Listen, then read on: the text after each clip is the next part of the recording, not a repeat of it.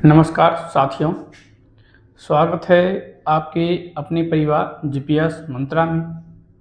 आज जो है हम लोग ज्योग्राफी का घटना चक्र शुरू कर रहे हैं, जो कि इसमें जो भी दिया गया है घटना चक्र में उसको हम अच्छे से विश्लेषण करेंगे। अगर आप लोगों को कोई तरह का दिक्कत हो तो आप लोग कमेंट कीजिए और अपने दोस्तों के बीच ज़्यादा से ज़्यादा इस क्लास को शेयर कीजिए। और अगर आप इस चैनल पर अगर पहली बार देख रहे हैं तो चैनल को अवश्य सब्सक्राइब करें और लाइक करें। ठीक है, देखिए आज जो है हम लोग शुरू कर रहे हैं ज्योग्राफी को यानी भूगोल को दो भागों में बांटा गया है। एक भारत का भूगोल और एक है विश्व का भूगोल, जो कि हमने सबसे पहले आज शुरू कर रहे हैं भारत का भूगोल देखेंगे। भारत का भूगोल में क्या क्या दिया गया है इसके बारे में हम अच्छे से जानेंगे। देखिए यहाँ पे दिया है भारत का भूगोल इसका है सामान्य परिचय। इसका हम सामान्य जानकारी देखेंगे, इसमें क्या क्या दिया गया है। ठीक है, तो सबसे पहले इसमें दिया गया है क्षेत्रफल। क्या है? क्षेत्रफल यानी एरिया। भारत का कितने क्षेत्रफल में फैला हुआ है इसके बारे में अच्छे से देखेंगे।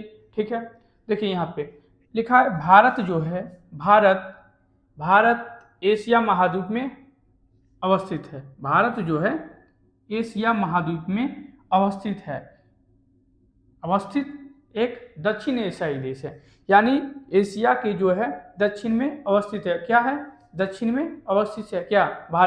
भारत जो है एशिया के दक्षिण में अवस्थित देश है। ठीक है, यहाँ तक आप लोग को क्लियर हो गया होगा।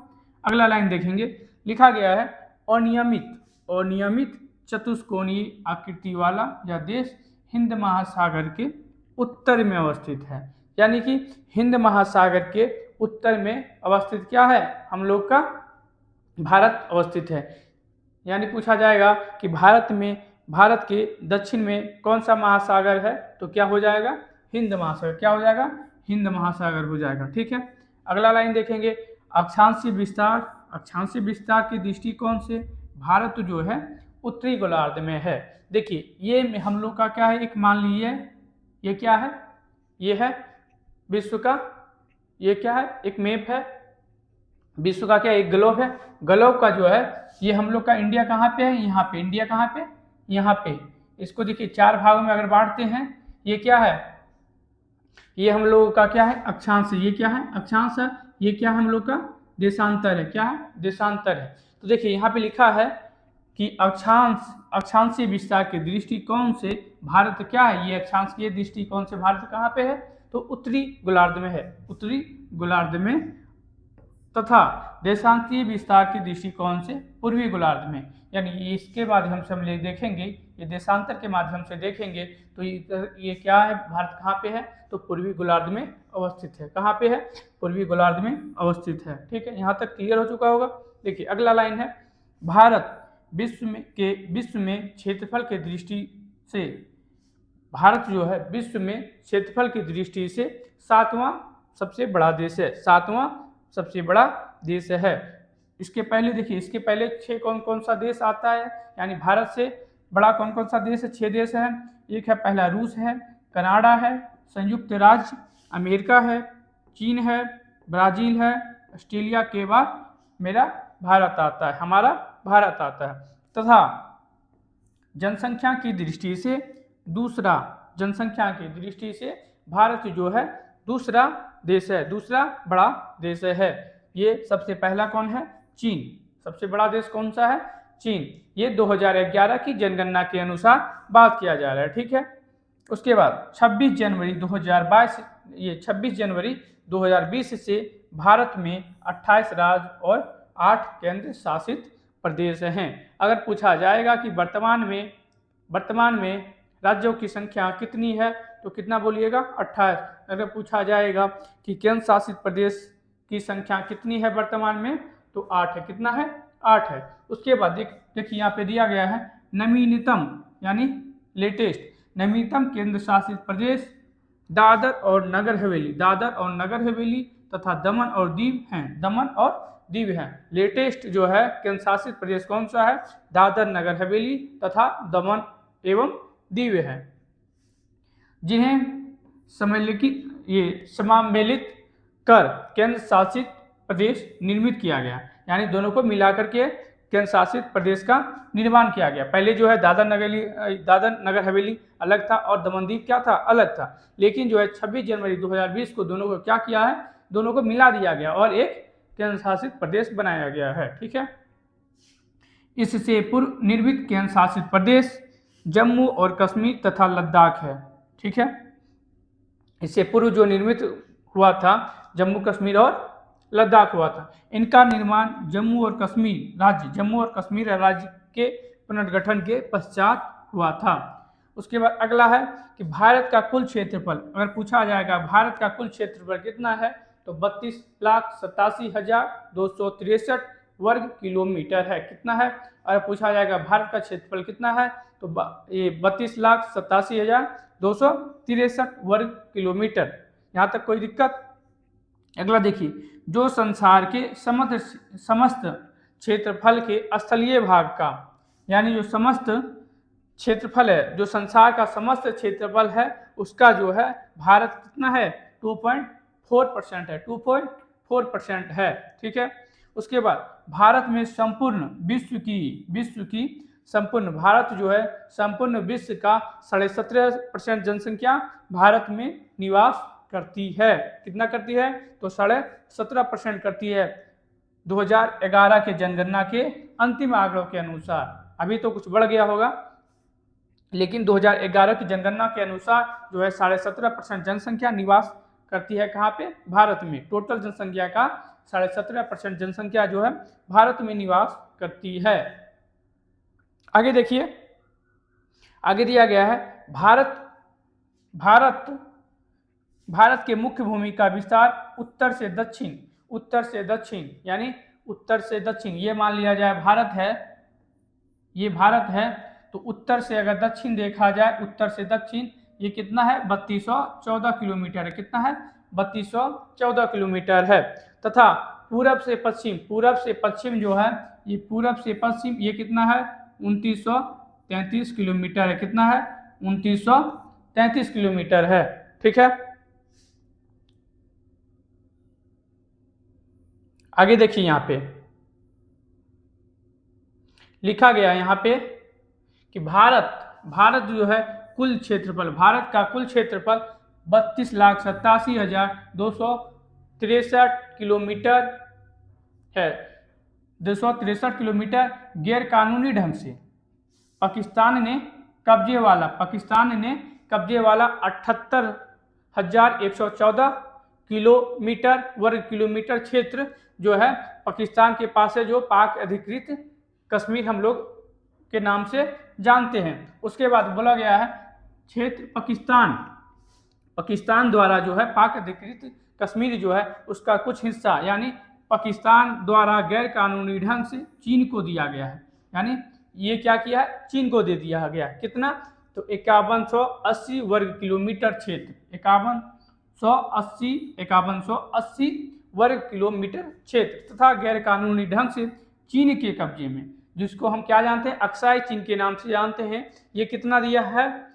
तो 37,555 वर्ग किलोमीटर क्षेत्र शामिल है। कितना है? 37,555 वर्ग किलोमीटर क्षेत्र शामिल है। अगला लाइन देखिए, वर्ष 2011 की जनगणना के अंतिम आंकड़ों के अनुसार 2011 अंतिम आंकड़ों के अनुसार गांवों की संख्या कितना है?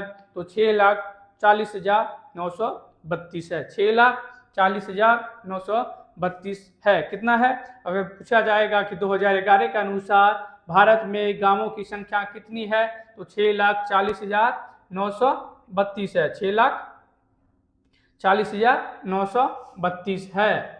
देखिए, अगला सवाल देखेंगे हम लोग, प्रश्न नंबर 1, प्रश्न संख्या 1 से देखेंगे। इसका दिया गया प्रश्न संख्या 1 में निम्नलिखित कथनों में से कौन सा भारत के बारे में सही है? कौन सा भारत के बारे में सही है? सही उत्तर के चयन हेतु अधोलिखित कूट का उपयोग कीजिए। यानी इसमें कूट में दिया गया है, इसमें चुनना है कि कौन सा कथन जो है भारत के बारे में सही है। लिखा गया भारत विश्व का 5वां बड़ा देश है। भारत जो है विश्व का 5वां बड़ा देश, लेकिन हम लोग को पता है कि भारत जो है क्षेत्रफल की दृष्टि से 7वां सबसे बड़ा देश है और जनसंख्या की दृष्टि से दूसरा सबसे बड़ा देश है। 5वां तो है ही नहीं कोई भी, ये तो गलत दिया गया है। लिखा यह स्थलमंडल के कुल क्षेत्रफल का, यह स्थलमंडल के कुल क्षेत्रफल का 2.4% भाग अधिकृत किए हुए है। यानी ऑप्शन 2 जो है, ये कथन 2 जो दिया गया है, यह स्थलमंडल के कुल क्षेत्रफल का 2.4% भाग अधिकृत यानी कवर करता है। यानी ये क्या हो जाएगा, कथन 2 सही है। उसके बाद लिखा है समूचा भारत उष्णकटिबंधीय क्षेत्र में है, उष्णकटिबंध क्षेत्र में है, उष्णकटिबंध क्षेत्र में स्थित है। तो ये क्या है, ये बिल्कुल स्टेटमेंट है। लिखा गया 82.5 डिग्री पूर्वी देशांतर का उपयोग भारतीय मानक समय को निर्धारित करने के लिए, भारतीय मानक समय को निर्धारित करने के लिए किया जाता है। तो हम लोग को पता है कि भारतीय मानक समय अंतर से होकर गुजरती है। तो ये क्या है, स्टेटमेंट सही, यानी 2 और 4। 2 और 4 कहां पे दिया गया, ऑप्शन नंबर, देखिए विश्लेषण दिया गया, इसको देखेंगे एक नजर में। लिखा गया भारत विश्व का 7वां सबसे बड़ा देश है। देश है किसकी दृष्टि से, तो क्षेत्रफल की दृष्टि से, क्षेत्रफल की दृष्टि से। संपूर्ण भारत अंडमान निकोबार द्वीप समूह सहित का अक्षांशीय विस्तार, यानी द्वीप समूह जो ले लेते हैं अंडमान निकोबार के साथ में, तो अक्षांशीय विस्तार कितना हो जाता है, 6 डिग्री 45 मिनट से 37 डिग्री 6 मिनट उत्तरी अक्षांश के मध्य है। 6 डिग्री उत्तरी 6 मिनट उत्तरी अक्षांश के मध्य है, जबकि उष्णकटिबंधीय क्षेत्र जो है 23.5 डिग्री उत्तरी एवं 23.5 डिग्री दक्षिणी अक्षांश के मध्य है। 23.5 डिग्री उत्तरी, देखिए है ना, 23.5 दक्षिणी अक्षांश के मध्य क्या है, उष्णकटिबंध क्षेत्र है। यानी हम लोग बोल सकते हैं कि अगर कर्क रेखा और मकर रेखा, कर्क रेखा है तो उष्णकटिबंध क्षेत्र है। ठीक है, लिखा गया आगे भारत स्थलमंडल के कुल क्षेत्रफल का % अधिकृत किए हुए है, यानी कवर करता है। कितना, भारत जो है टोटल स्थलमंडल के कुल क्षेत्रफल का 2.4 एवं 82.5 डिग्री पूर्वी देशांतर का उपयोग, 82.5 डिग्री पूर्वी देशांतर का उपयोग भारतीय मानक समय को निर्धारित करने के लिए किया जाता है। आइए, ये सवाल नंबर 2 है।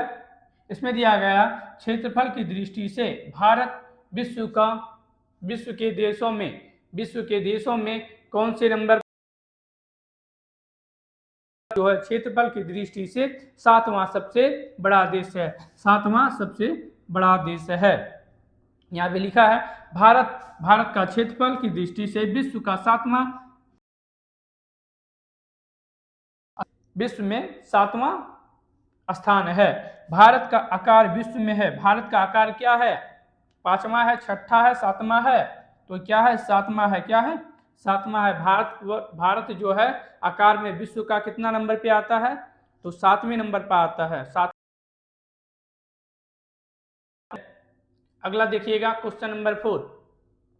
लिखा गया भारत का क्षेत्रफल 2.4% है। कितना है, परंतु लिखा परंतु इसकी संपूर्ण मानव जाति का 16% जनसंख्या है। तो संपूर्ण मानव जाति का भारत में कितना वर्तमान में निवास करता है, तो 2011 के जनगणना के अनुसार, आंकड़ों के अनुसार 17% जनसंख्या भारत में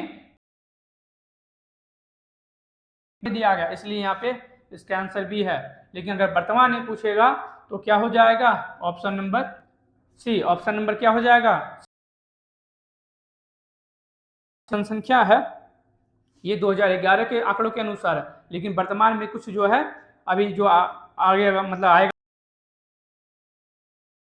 होगी वो किसके आसपास आएगा, तो 18% के करीब आएगा।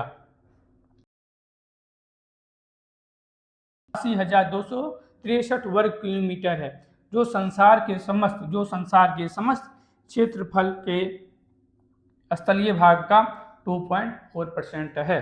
यानी भारत जो है क्षेत्रफल में, भारत का जो समस्त क्षेत्रफल स्थलीय भाग जो है लगभग कितना है, 2.4% है। भारत में संपूर्ण विश्व की जनसंख्या 17.5%, 2000 जनगणना अंतिम आंकड़ों के अनुसार है। ये देखिए, ये जो है 1994 के अनुसार पूछा गया तो इसका अनुसार था क्या, बी, यानी कितना 17%। लेकिन अगर वर्तमान में पूछा जाएगा तो इसका कितना आंसर हो जाएगा, संपूर्ण मानव जाति का 18%। अब देखिए यहाँ पे अगला क्वेश्चन नंबर 5 में है, भारत में लगभग कितने गांव हैं। भारत में पूछेगा कि लगभग कितने गांव हैं, तो कितना है 32, 6,40,932। ये क्या है, 2011 के आंकड़ों के अनुसार भारत में 932 गांव है। 6,40,932, ये 5 लाख है, ये भी नहीं है, 8 लाख है, ये भी नहीं है। इसका आंसर क्या हो जाएगा, डी। देखिए, वर्ष 2011 की जनगणना के अंतिम आंकड़ों के अनुसार 6,40,932 है, 6,40,932 है।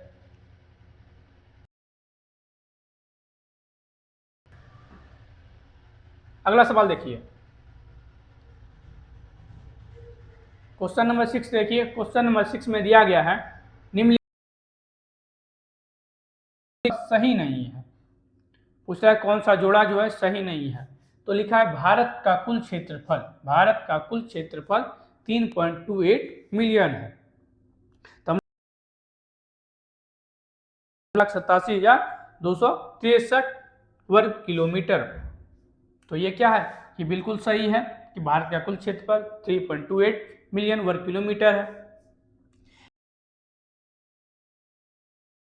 विस्तार है 8 डिग्री 4 मिनट उत्तर से 37 डिग्री 6 मिनट उत्तर तक है। क्या है, उत्तर से 37 डिग्री 6 मिनट उत्तर तक है। अगर यही द्वीप समूह अगर सहित पूछेगा तो कितना आ जाएगा, 6 डिग्री 4 मिनट, 6 डिग्री। उसके बाद भारत का रेखांकीय विस्तार क्या है, 68 डिग्री 7 मिनट पूर्व, 68 डिग्री 7 मिनट 25 मीटर पूर्व तक क्या है, भारत का रेखांकीय विस्तार है। भारत का क्या है, भारत का देशांतरीय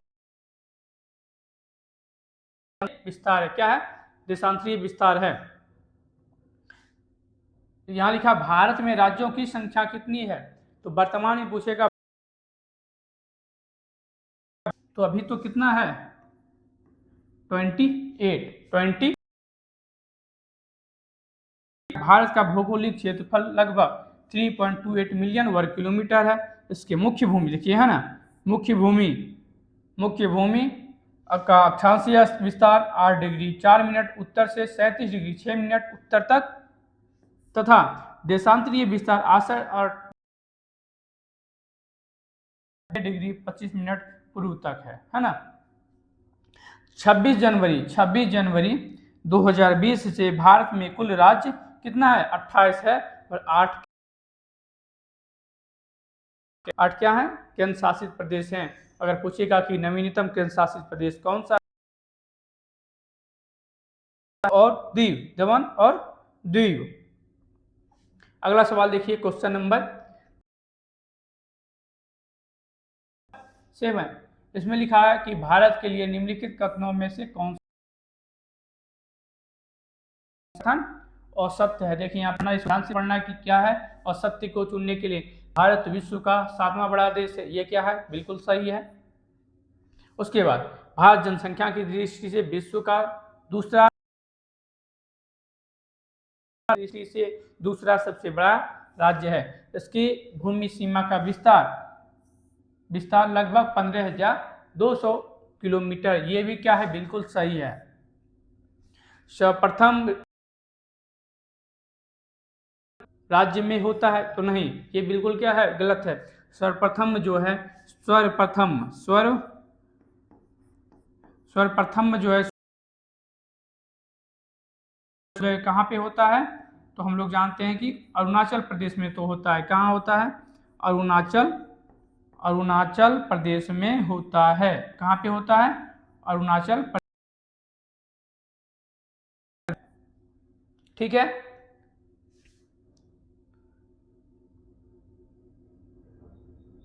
अगला देखिए यहाँ पे है ना, लिखा है भारत में सर्वप्रथम सूर्योदय अरुणाचल प्रदेश। अगर पूछेगा भारत में जो है सर्वप्रथम सूर्योदय कहाँ पे होता है, तो अरुणाचल प्रदेश राज्य में होता है। भारत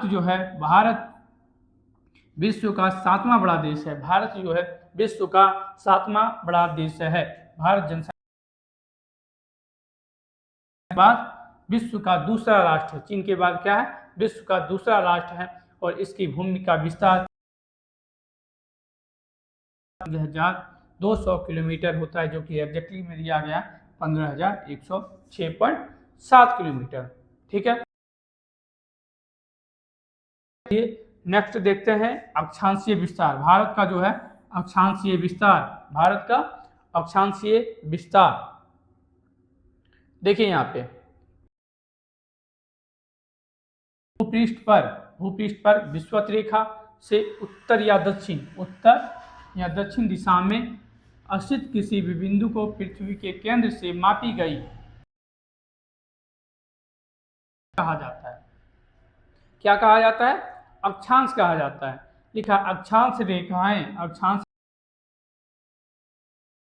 क्या होती है, काल्पनिक रेखाएं होती, वास्तविक रेखा नहीं होती। अगर पूछेगा कि क्या अक्षांश रेखा वास्तविक रेखा होती है, तो गलत होगा। जो पृथ्वी के चारों ओर पूर्व से पश्चिम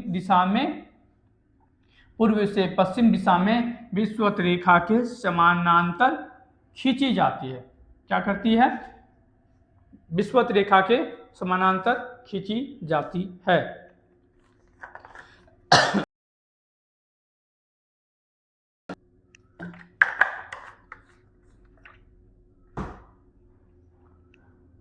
आगे देखिए, अंशों, मिनटों एवं सेकंडों में दर्शाया जाता है। अक्षांश को क्या किया जाता है, दर्शाया जाता है। क्या किया जाता है, दर्शाया जाता है। पृथ्वी को दो बराबर भागों में बांटने वाली जो 0 डिग्री अक्षांश रेखा जानते हैं। यानी 0 डिग्री अक्षांश रेखा को हम लोग क्या नाम से जानते हैं, तो भूमध्य रेखा के नाम से जानते हैं, या फिर विषुवत रेखा के नाम से जानते हैं। विषुवत वृत्त भूमध्य रेखा के विषुवत वृत्त के उत्तरी भाग यानी भूमध्य रेखा के उत्तरी भाग को दक्षिणी गोलार्ध कहते हैं। क्या कहते हैं, विषुवत वृत्त के उत्तरी भाग को उत्तरी गोलार्ध और दक्षिणी भाग को दक्षिणी गोलार्ध। उसके बाद देखिए, भूमध्य रेखा के उत्तर में स्थित अक्षांश रेखा को उत्तरी अक्षांश रेखाएं उत्तर में स्थित अक्षांश रेखा को उत्तरी अक्षांश रेखाएं तथा भूमध्य रेखा के दक्षिणी में स्थित अक्षांश रेखा को दक्षिणी अक्षांश रेखा के। देखिए यहाँ पे इस फिगर के माध्यम से हम लोग देख रहे हैं कि जो अक्षांश रेखाएं होती है, क्या होती है, ये अक्षांश, ये भूमध्य रेखा, ये क्या है,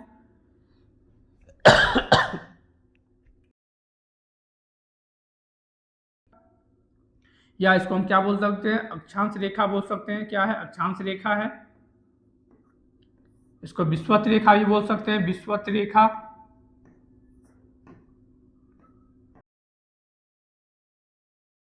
डिग्री है, इसको विषुवत रेखा बोलिए या अक्षांश रेखा बोलिए, 0 डिग्री अक्षांश।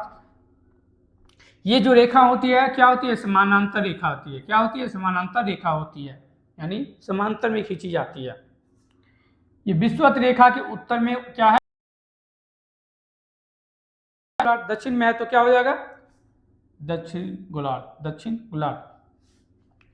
उसके बाद ये जो रेखा खींची गई है ये क्या है, दक्षिणी अक्षांश रेखाएं हैं, और उत्तर में जो खींचा गया। आगे देखिए, ये लिखा गया है, यदि अक्षांश रेखाओं को 1 डिग्री के अंतर पर खींचा जाए तो उत्तरी गोलार्ध 89 डिग्री अक्षांश रेखाएं तथा दक्षिणी गोलार्ध में भी 89 डिग्री अक्षांश रेखाएं होंगी। कितना होंगी,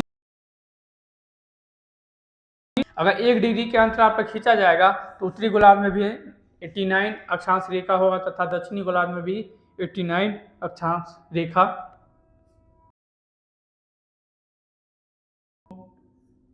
अक्षांश रेखाओं की कुल संख्या जो है 170, क्योंकि इसमें जो है भूमध्य रेखा को इंक्लूड नहीं किया गया। देखिए यहाँ पे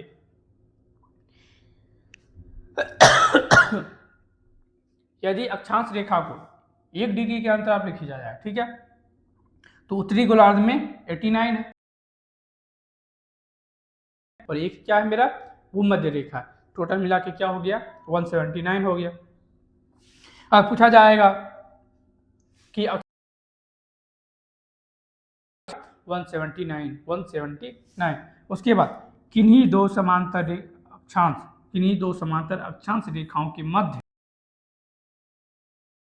कितनी होती है, 111 किलोमीटर। अब पूछा जाएगा कि दो अक्षांश रेखाओं के मध्य के बीच की दूरी कितनी किलोमीटर होती है, तो क्या जवाब दीजिएगा, 100। उसके बाद भूपृष्ठ पर उत्तरी ध्रुव एवं दक्षिणी ध्रुव को मिलाने वाली रेखा को काल्पनिक रेखा जो पृथ्वी को 2 बराबर भागों में बांटती है को प्रधान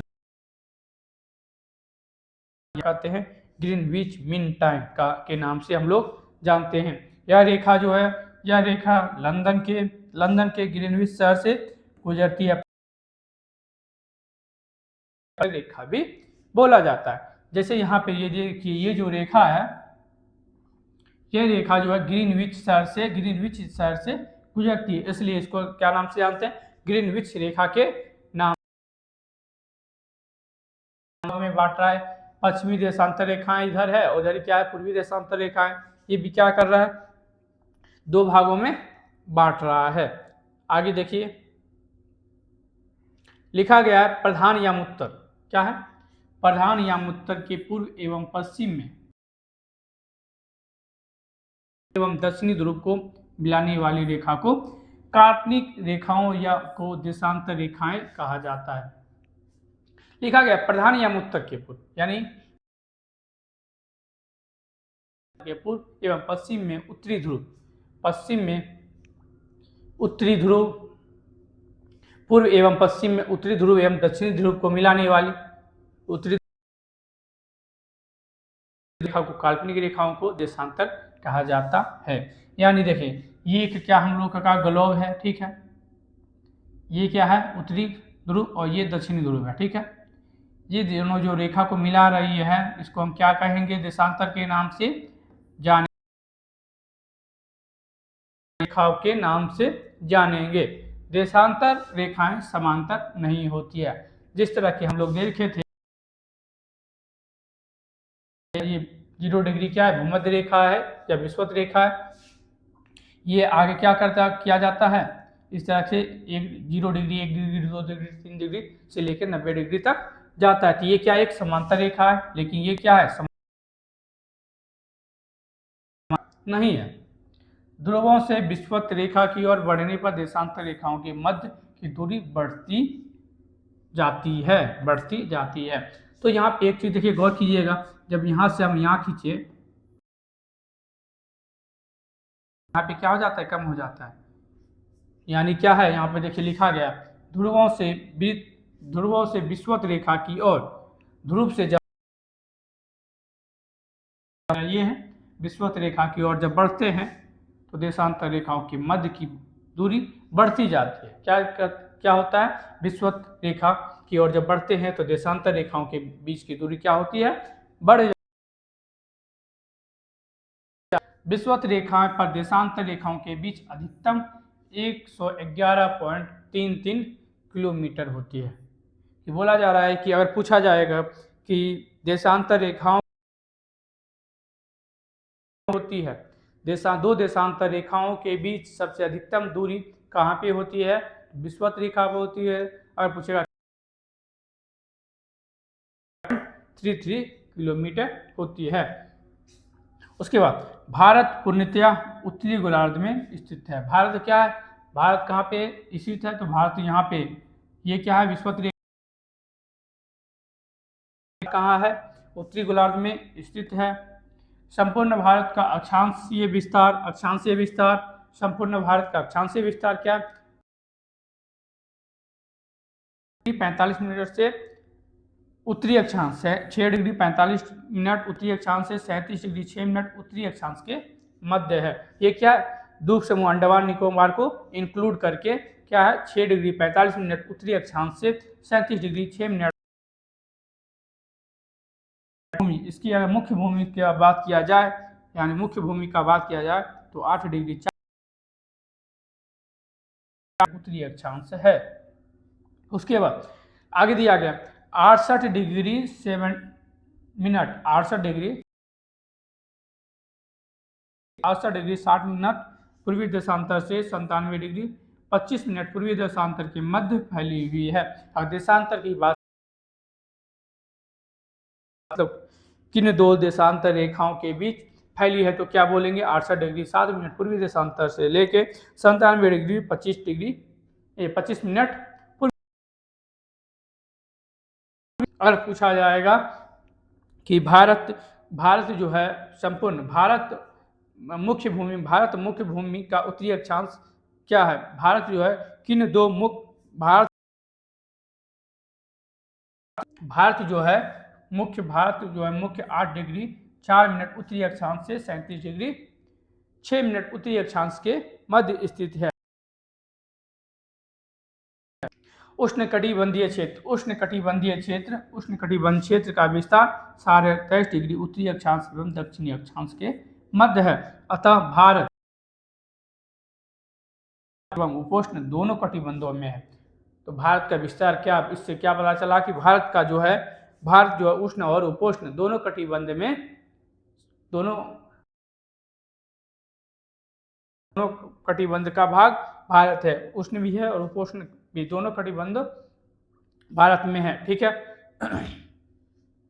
उसके बाद 0 डिग्री से उच्च अक्षांश 90 डिग्री की ओर जाने पर दिन और रात की अवधि क्या होती है, अंतर आता है।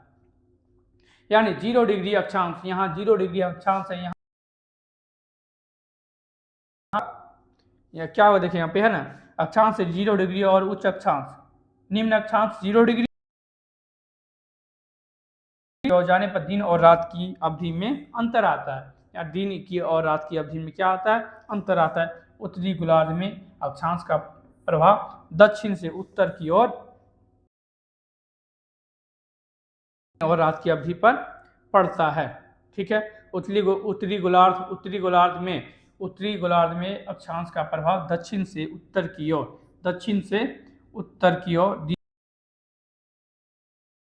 पड़ता है। आगे देखिए यहाँ पे लिखा गया भारत जो है, भारत विस्तृत है, भारत जो है लिखा है 37 डिग्री 17 मिनट 53 सेकंड उत्तर तथा 8 डिग्री 6 मिनट। तो ये भी दिया है 37 डिग्री 17 मिनट 53 सेकंड उत्तर तथा 8 डिग्री 4 मिनट 28। ये भी बिल्कुल गलत है। 37 डिग्री 17 मिनट 53 सेकंड उत्तर तथा 8 डिग्री है, बिल्कुल गलत है। इसका ऑप्शन क्या हो जाएगा, सही आंसर हो जाएगा डी। लिखा गया है कि भारत की मुख्य भूमि उत्तर पूर्वी गोलार्ध में 8 डिग्री 4 मिनट उत्तर, 8 डिग्री 4 मिनट उत्तर से 37 डिग्री 6 मिनट उत्तर अक्षांश तथा 97 डिग्री 25 मिनट पूर्वी दशांतर के मध्य स्थित है। कर्क रेखा भारत के लगभग बीचों बीच से होकर गुजरती है। जो है भारत जो है कर्क रेखा भारत को जो है कर्क से होकर क्या करती है, गुजरती है। तो यहाँ पे मान लिया जाए कि ये क्या हम लोग का भारत है, ठीक है। अगर पूछेगा कि ये जो है भारत जो 4 मिनट क्या है, उत्तरी अक्षांश, क्या 6 मिनट 37 डिग्री 6 मिनट उत्तरी अक्षांश के मध्य है। उसके बाद यहाँ पे 68 डिग्री 7 मिनट से 97 डिग्री है,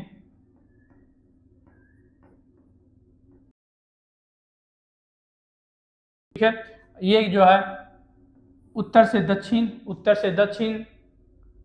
दक्षिण भारत की लंबाई कितनी है, तो 32-14 कितना है, 32-14 किलोमीटर, कितना है 29-33 किलोमीटर, 29-33 किलोमीटर। क्वेश्चन नंबर 2 में देखिए, सिक्किम से गुजरने से होकर गुजरता है, किस एक से होकर गुजरता है, सिक्किम से गुजरने वाला अक्षांश निम्नलिखित में से किस एक से होकर गुजरता है। जो मतलब जो वो रेखा जो सिक्किम से जो अक्षांश गुजर रही है वो किस राज्य से होकर और किस राज्य से होकर अक्षांश से, राजस्थान से। सिक्किम से गुजरने वाली अक्षांश रेखा राजस्थान से होकर गुजरती है। कहाँ से होकर, जो सिक्किम से अक्षांश रेखा गुजरती है वो कहाँ से गुजरती है, जिस जिले से 70 डिग्री पूर्वी देशांतर 70 डिग्री है, वह कौन सी रेखा है, तो कौन सी है, जैसलमेर है। कौन सी है, जैसलमेर है। 70 डिग्री पूर्वी गुजरती है, 70 डिग्री पूर्वी देशांतर रेखा जैसलमेर से होकर गुजरती है। आइए अगला देखते हैं, अगला टॉपिक में क्या दिया गया है। यहाँ है भारत एवं, नेक्स्ट टॉपिक है भारत एवं कर्क रेखा, ठीक है। विषुवत रेखा स्थित 23.5 डिग्री उत्तरी अक्षांश को कर्क रेखा कहा जाता है। यानी 23.5 डिग्री को हम लोग क्या नाम से जानते हैं, तो उत्तरी अक्षांश, 23.5 डिग्री उत्तरी अक्षांश को जानते हैं। कर्क रेखा जो है भारत के लगभग मध्य से होकर गुजरती है। कर्क रेखा जो है भारत से लगभग मध्य से होकर गुजरती है। अगर पूछा जाएगा क्या मकर रेखा भारत से होकर गुजरती है, तो क्या इसका आंसर क्या होगा, नहीं। क्या होगा, नहीं, ठीक है। क्योंकि मकर रेखा रेखा के नाम से जानते हैं। 23.5 डिग्री दक्षिणी अक्षांश को हम लोग मकर रेखा के। आगे देखिए, कर्क रेखा भारत के कुल 8 राज्यों से होकर गुजरती है। कर्क रेखा भारत के कुल 8 राज्यों से होकर गुजरती है। भारत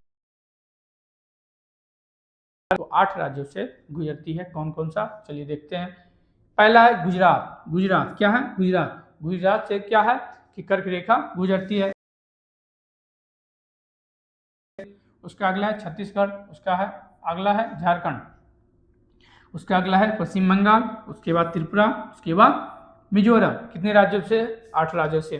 और पूछा जाएगा कि भारत के कितने राज्यों, 8 राज्यों से। कितना राज्यों से? 8 राज्यों से। कितना राज्यों से? तो 8 राज्यों से। कौन कौन सा? गुजरात, राजस्थान, मध्य प्रदेश, छत्तीसगढ़, पश्चिम बंगाल, झारखंड प्रदेश। गुजरात, राजस्थान, मध्य प्रदेश, छत्तीसगढ़, झारखंड, पश्चिम बंगाल, त्रिपुरा और मिजोरम। गुजरात, राजस्थान, मध्य प्रदेश, छत्तीसगढ़, झारखंड, पश्चिम बंगाल, त्रिपुरा, मिजोरम। देखिए गुजरात, छत्तीसगढ़ छत्तीसगढ़ के बाद क्या? झारखंड, पश्चिम बंगाल, त्रिपुरा और मिजोरम। कर्क रेखा कितने राज्यों से गुजरती है? तो 8 राज्यों से होकर गुजरती है। सूर्य के उत्तरायण भूमध्य रेखा के गोलार्ध में दिनों की अवधि बढ़ती है, यानी 21 जून को सूर्य उत्तरायण स्थिति के सर्वोच्च बिंदु पर होता है। सूर्य जो है 21 जून को सूर्य उत्तरायण स्थिति के सर्वोच्च बिंदु पर होता है, यानी जून माह में पर दिनों की अवधि बढ़ने लगती है। यानी जून के माह में अगर हम लोग कर्क रेखा के उत्तर में हम लोग जाते हैं तो दिनों की अवधि क्या होती है? बढ़ती है या घटती है?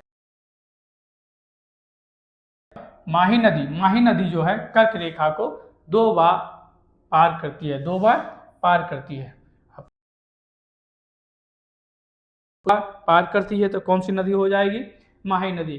कौन सी नदी कर्क रेखा को 2 बार पार करती है तो कौन सी नदी हो जाएगी? माही नदी। कौन सी? माही नदी क्या है? कर्क रेखा को 2 बार पार करती है। उसके बाद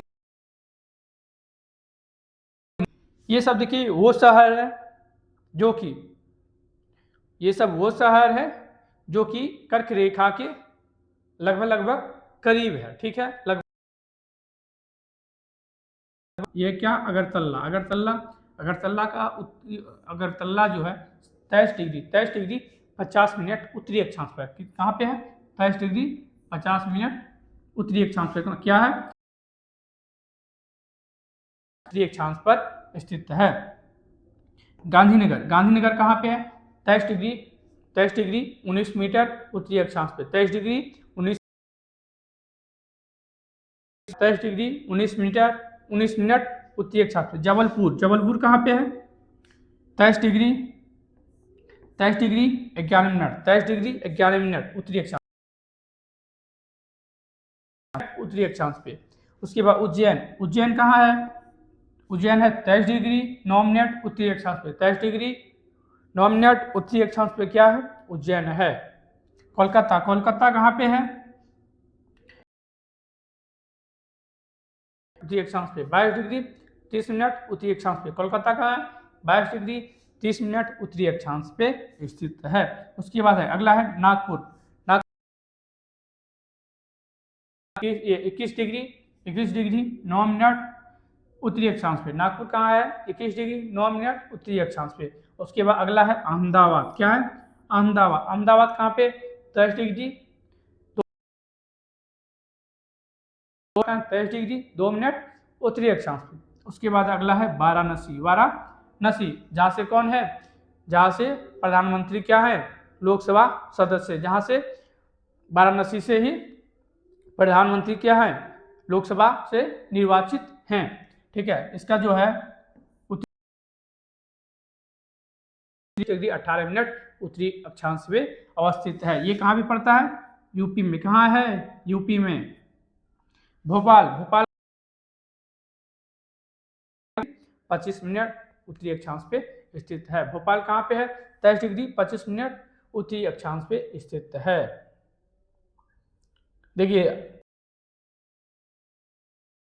नंबर 1 देखिए और इसको बनाइए। इसको देखिए किसका सही आंसर क्या होगा?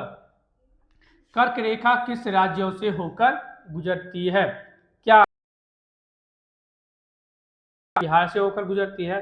क्या यूपी से होकर गुजरती है? या आंध्र प्रदेश से होकर गुजरती है? तो ऐसे में देखा जाए तो यहाँ पे जो है वर्तमान के अनुसार गलत है, लेकिन ये जो पूछा गया था 1990 में पूछा गया था, इसलिए इसका आंसर क्या दिया गया है? बिहार। क्या दिया गया? बिहार। क्योंकि झारखंड जो है बिहार से ही अलग होकर 2000 ईस्वी में बना था। देखिए, कर्क रेखा पर पड़ने वाले भारत के कुल राज्य, कुल कितने राज्य हैं? 8 राज्य। कौन कौन? गुजरात, राजस्थान, मध्य प्रदेश। गुजरात, राजस्थान, मध्य प्रदेश, छत्तीसगढ़, झारखंड, पश्चिम बंगाल, त्रिपुरा और मिजोरम। गुजरात, राजस्थान, मध्य प्रदेश, छत्तीसगढ़ और मिजोरम। अतः वर्तमान में उपयुक्त दिए गए विकल्प में कोई भी सही नहीं है। कोई भी क्या है? वर्तमान में सही नहीं है। तो देखिए, पढ़िए इसको। कर्क रेखा निम्नलिखित में से किन राज्यों से होकर गुजरती है? छत्तीसगढ़ से भी गुजरती है, उत्तर प्रदेश से नहीं गुजरती है और झारखंड से होकर गुजरती है। तो 1 2 4, 1 2 4 कहाँ पे? Option number. कर्क रेखा गुजरती है, कर्क रेखा गुजरती है कहाँ से? मध्य प्रदेश से, त्रिपुरा से और मिजोरम से। क्या? चारों से होकर गुजरती है, चारों से होकर गुजरती है, इसलिए इसका आंसर क्या हो जाएगा? लिखा, कितने भारतीय प्रदेश से होकर कर्क रेखा गुजरती है? तो 8 राज्यों से। कौन कौन? गुजरात, राजस्थान, मध्य प्रदेश, छत्तीसगढ़, झारखंड, पश्चिम बंगाल, त्रिपुरा। कितने राज्यों से? 8 राज्यों से होकर गुजरती है। अगला सवाल देखिए, भारत का एक राज्य जिससे होकर कर्क रेखा गुजरती है। भारत का एक राज्य, जम्मू कश्मीर क्या गुजरती है? तो नहीं। बिहार भी नहीं, हिमाचल प्रदेश तो नहीं, झारखंड गुजरती है। Only for Jharkhand, only for Jharkhand. Jharkhand से यानी टोटल कर्क रेखा गुजरती है। कितने राज्यों से? 8 राज्यों से होकर गुजरती है। अगला सवाल देखिए, निम्नलिखित में से किस राज्य से कर्क रेखा नहीं गुजरती है? क्या त्रिपुरा से गुजरती है कर्क रेखा? तो बिल्कुल गुजरती है, ये क्या हो जाएगा? सही है। छत्तीसगढ़ से भी गुजरती है, मिजोरम से भी गुजरती है, तो इसका आंसर, सही आंसर क्या हो जाएगा? Option number c, option number c. अगला देखिए सवाल, देखिए सवाल 7 नंबर सवाल देखिए, निम्नलिखित पर स्थित है। कौन जो है निकटतम दूरी पर स्थित है? किसका? कर्क रेखा का। तो अगरतला कितने? 23 डिग्री 50 मिनट उत्तर में, 23 डिग्री 50 मिनट उत्तर में। गांधीनगर कहाँ पे है? 23 डिग्री 19 मिनट उत्तर में। तो यहाँ पे देखिए दोनों का अंतर जब लिखिएगा तो इसका गांधीनगर करीब है, गांधीनगर क्या है? नजदीक है। जबलपुर कितने पर गुजरता है? तो 23 डिग्री 11 मिनट अक्षांश पे जबलपुर स्थित है। उज्जैन कहाँ पे है? 23 डिग्री 9 मिनट उत्तरी अक्षांश पे स्थित है। तो उसका सही आंसर क्या हो जाएगा? गांधीनगर। क्या हो जाएगा? गांधीनगर। अगला, निम्न नगरों में कौन सा कर्क रेखा के निकट है? कौन सा? यानी जो 4 शहर दिया गया निम्न नगर, यानी चारों जो नगर दिया गया, इसमें कौन जो है कर्क रेखा के निकट है? तो दिल्ली 28 डिग्री 25 मिनट से लेके 28 डिग्री 53 मिनट उत्तर में है। उत्तर तक, उत्तर यानी उत्तरी अक्षांश के मध्य है। 28 डिग्री 25 मिनट 28 डिग्री 53 मिनट उत्तरी अक्षांश के मध्य दिल्ली स्थित है। कोलकाता कहाँ पे है? तो 22 डिग्री 30 मिनट 22 डिग्री 30 मिनट उत्तर, 22 डिग्री 30 मिनट उत्तर। 26 डिग्री 0 मिनट से लेकर 27 डिग्री 37 मिनट उत्तरी अक्षांश के मध्य है। 21 डिग्री 9 मिनट उत्तर, 21 डिग्री 9 मिनट उत्तर, यानी सबसे नजदीक कौन सा है? तो कोलकाता। क्या है? कोलकाता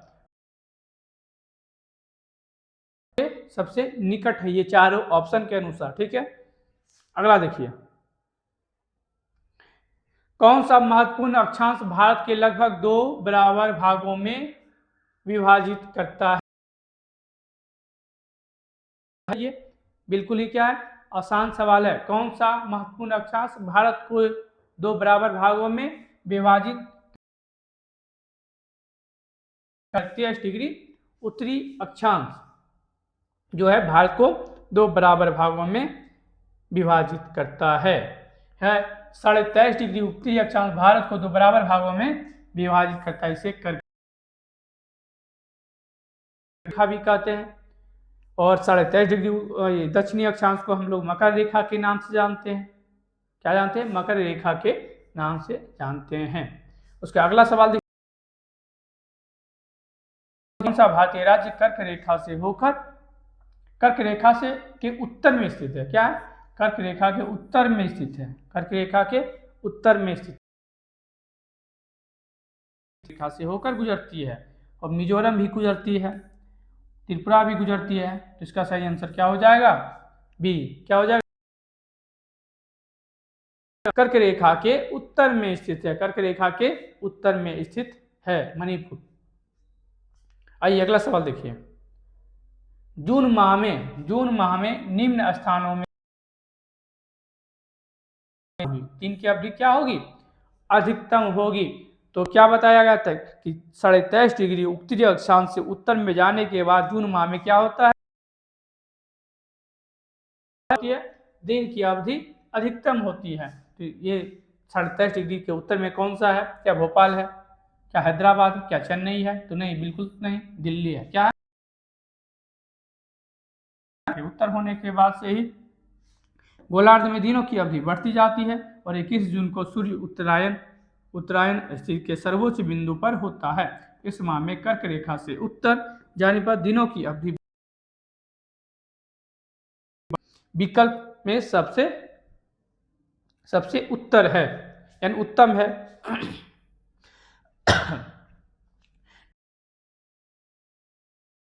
रेखा के सबसे निकटतम है, यानी ये 4 ऑप्शन दिया गया, इसके अनुसार बताना है कि कौन सा शहर जो है कर्क रेखा के निकटतम है, सबसे नजदीक है। तो देखिए 23 डिग्री 11 मिनट उत्तरी अक्षांश पे है। 23 डिग्री 11 मिनट उत्तरी अक्षांश पे है। अहमदाबाद क्या है? 23 डिग्री 0 पॉइंट। उसके बाद उज्जैन है, उज्जैन 23 डिग्री 09 मिनट उत्तरी अक्षांश पे है। उसके बाद 18 मिनट उत्तरी अक्षांश पे। तो यहाँ पे सबसे देखने को पता चल रहा है कि 23.5 डिग्री